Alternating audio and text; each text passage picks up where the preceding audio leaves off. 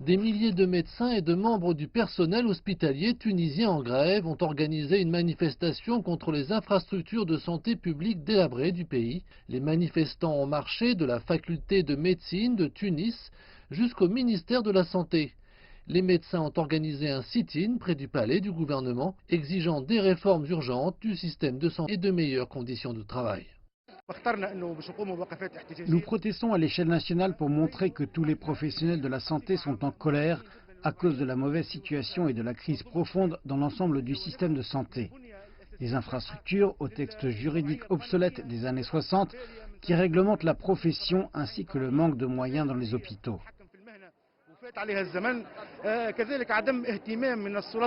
Selon le Conseil national de l'association médicale tunisienne, au moins 50 médecins et 300 ambulanciers paramédicaux sont morts du Covid-19 après avoir été infectés alors qu'ils soignaient des patients pendant la première et la deuxième vague de la pandémie. On ne peut plus travailler dans ces conditions, aussi bien dans le secteur privé que public, qui flambe sous la tension de la pandémie. Nous nous inquiétons de la nouvelle génération de médecins qui risquent leur vie à cause du manque d'équipement.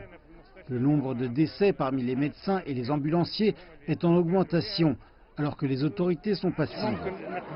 Le gouvernement a reconnu les difficultés et s'est engagé à augmenter le budget du ministère de la Santé. Le chef du gouvernement tunisien a également déclaré que l'État améliorerait les conditions de travail dans tous les établissements de santé et les centres Covid-19. Lors de cette réunion ministérielle, permettez-moi de remercier tous les fils et filles de Tunisie.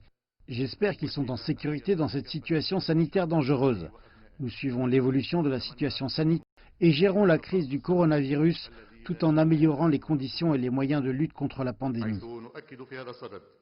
La mort d'un jeune médecin dans un accident d'ascenseur a provoqué l'indignation du personnel de santé.